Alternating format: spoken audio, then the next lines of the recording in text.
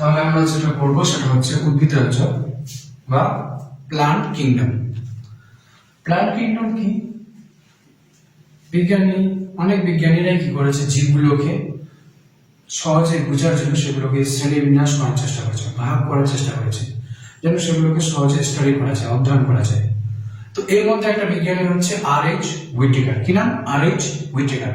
সেই বিজ্ঞানীটা কি করলো, জীবগুলোকে কি করলো, 5টা রাজ্যে ভাগ করলো। 5টা রাজ্যের মধ্যে কি আছে? মনেরা, প্রোটিস্টা, ফাঞ্জাই, আর হচ্ছে প্লান্টি আর অ্যানিমেলিয়া। প্লান্টি মানে উদ্ভিদ, অ্যানিমেলিয়া মানে হচ্ছে প্রাণী। তো এই যে জীবের যে রাজ্য আছে, 5টা রাজ্যের মধ্যে আমরা এখানে যেটা করবো প্লান্ট কিংডম, মানে এক কথায় আশেপাশে অনেক রকম জীব আছে, সেগুলোকে সহজে বোঝার জন্য আমরা 5টা ক্যাটাগরিতে ভাগ করে নিলাম। যেগুলো উদ্ভিদ, এগুলো প্রাণী, এগুলো ব্যাকটেরিয়া, এগুলো ছত্রাক, এগুলো যাযাবর। ঠিক আছে, এর মধ্যে আমরা পড়বো উদ্ভিদ বা প্লান্ট কিংডম, প্লান্টিও বলা হয় এটাকে। তো এর যে মেইন বৈশিষ্ট্যগুলো কি কি? বহুকোষী, ইউক্যারিওটিক। মানে আমরা জানি কোষ দু রকম হয়ে থাকে, একটা হচ্ছে প্রোক্যারিওটিক কোষ আর একটা হচ্ছে ইউক্যারিওটিক কোষ।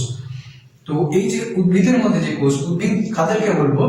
যাদের মধ্যে কেমন থাকবে? ইউক্যারিওটিক কোষ থাকবে। আর কেমন হবে? এককোষী না বহুকোষী? অনেকগুলো বহুকোষী জীব হবে। স্বভোজী মেনলি কি? নিজেদের খাদ্য নিজেরাই তৈরি করতে পারবে, সূর্যের আলোর সাহায্যে নিজেদের খাদ্যটা নিজেরাই তৈরি করতে পারবে। ক্লোরোপ্লাস্ট, এসবের কোষের মধ্যে ইউক্যারিওটিক কোষ হবে আর কোষে ক্লোরোপ্লাস্ট থাকবে। কলা, কোষের মধ্যে কলা স্তরের গঠন সজ্জা দেখা যাবে। যেমন আছে না কোষীয় স্তরের সজ্জা, কলা স্তরের, কলাতন্ত্র। তো এখানে কলা স্তরের সজ্জা দেখা যাবে। সঞ্চিত, এদের দেহে যে খাদ্যবস্তু এরা সঞ্চয় করবে, সেই খাদ্যবস্তু সঞ্চয় হবে সেন্সর ও ফ্যাট রূপে। কি রূপে? সেন্সর আর হচ্ছে ফ্যাট রূপে। জনন, যে এরা কিভাবে বংশ বিস্তার করবে। জনন মানে কি? জনন হচ্ছে একটা পদ্ধতি, যেটা পদ্ধতিতে একটা জীব থেকে সে তার অপত্য জীব জন্ম দেয়, এটাই হচ্ছে জনন। তো এখানে অযৌন আর যৌন দু রকম পদ্ধতিতে জনন সম্পন্ন হবে। গমনে অক্ষম, উদ্ভিদ মূলত কি হয়, যারা উদ্ভিদ হয় ওরা চলাফেরা করতে পারে না, ওরা গমনে অক্ষম, মানে এক জায়গা থেকে আরেক জায়গায় যেতে পারে না, তবে চলন এদের মধ্যে দেখা যায়। গমনে অক্ষম। কোষ প্রাচীর, সেলুলোজ, উদ্ভিদ কোষের প্লান্টের যেসব যাদেরকে আমরা প্লান্টি বলবো, ওদের মধ্যে কি আছে? কোষ প্রাচীর আছে। কোষ প্রাচীর কি দিয়ে তৈরি? সেলুলোজ দ্বারা তৈরি। কোষ প্রাচীর কি দিয়ে তৈরি? সেলুলোজ দ্বারা তৈরি। এবার উদ্ভিদ রাজ্যকে আমরা ভাগ করছি। উদ্ভিদ রাজ্যকে মূলত দুটো ভাগে ভাগ করা হচ্ছে। একটা হচ্ছে ক্রিপ্টোগ্যামি, হিডেন রিপ্রোডাকশন, অপুষ্পক, আর একটা হচ্ছে ফেনারোগ্যামি, ভিজিবল, সপুষ্পক। ক্রিপ্টোগ্যামি কি? যেসব উদ্ভিদের জনন অঙ্গ আমরা দেখতে পাবো না, নট ভিজিবল ইন নেকেড আইস।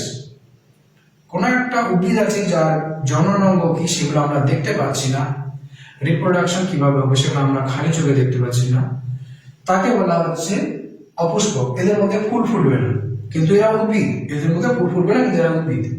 তো এটা হচ্ছে অপুষ্পক, ক্রিপ্টোগ্যামি। সপুষ্পক, ফেনারোগ্যামি, এদের যে জনন অঙ্গ সেগুলো আমরা নেকেড আই মানে খালি চোখে দেখতে পাবো, ভিজিবল। এগুলো হচ্ছে সপুষ্পক উদ্ভিদ যাদের ফুল ফুটে।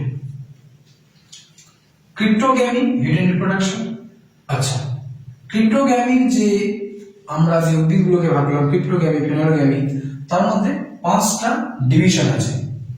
মানে এটা তো রাজ্য, রাজ্যের পরে আসছে ডিভিশন। তো 5টা ডিভিশনের মধ্যে কি আছে?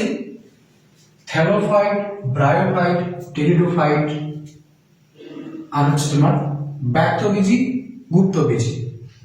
ব্যক্তবীজী, গুপ্তবীজী এগুলো তো আমরা পড়বো। এদের মধ্যে ফুল ফল হচ্ছে, এগুলোর ডিটেলস স্টাডি আমাদেরকে করতে হবে। বিশেষ করে গুপ্তবীজীটা, এটা ক্লাস 12-এ প্রচুর পরিমাণে পড়তে হবে।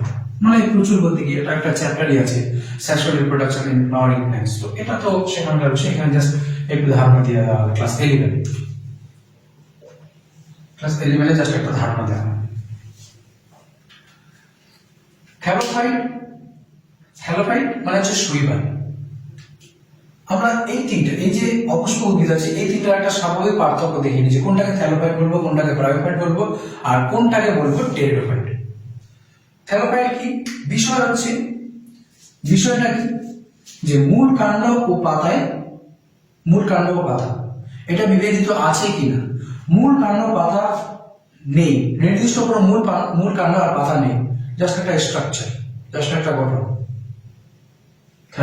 স্ট্রাকচার, মূল কাণ্ড পাতা নির্দিষ্ট কোনো গঠন নেই, কোনটা মূল কোনটা পাতা কোনটা কাণ্ড এটা বুঝে গেল না। উদ্ভিদ বলতে আমরা সাধারণ লোকেরা কি বলছি, উদ্ভিদ বলতে ওর মূল থাকবে, কাণ্ড থাকবে, পাতা থাকবে, তাহলে তাকে বলবো এটা উদ্ভিদ, এটা গাছ।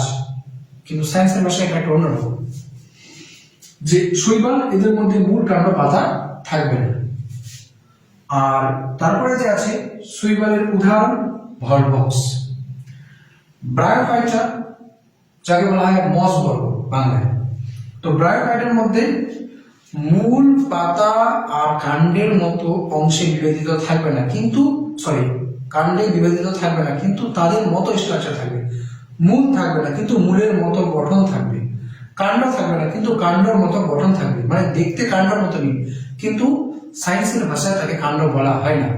ঠিক আছে, তো যখন দেখতে মূলের মতো, মূলের কাজগুলো করছে কিন্তু প্রকৃত মূল না, তখন তাকে বলা হবে রাইজোইড।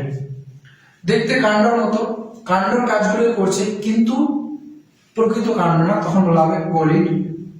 দেখতে পাতার মতো ফাইলিড,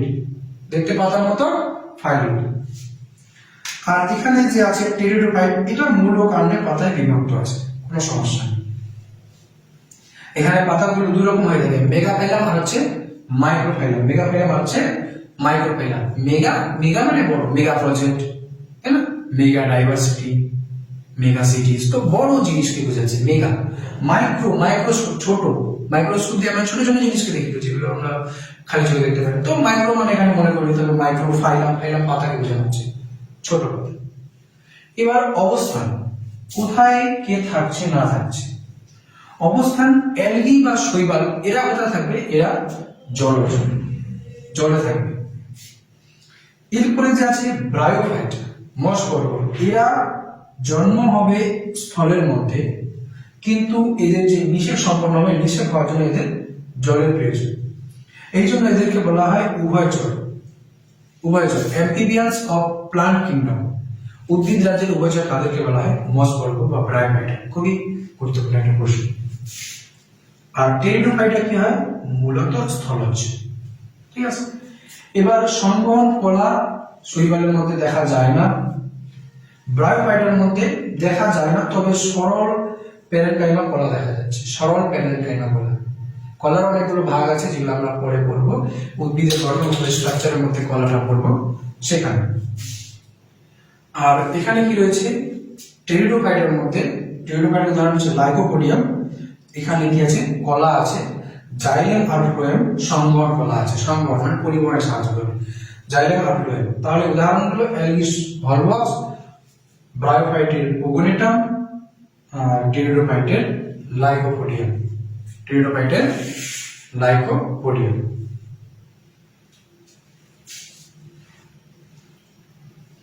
ব্রায়োফাইটের আরো উদাহরণ পাওয়া যাবে, অ্যালগির অনেক উদাহরণ পাওয়া যাবে, ইউলোথ্রিক্স, স্পাইরোগাইরা, এগুলো।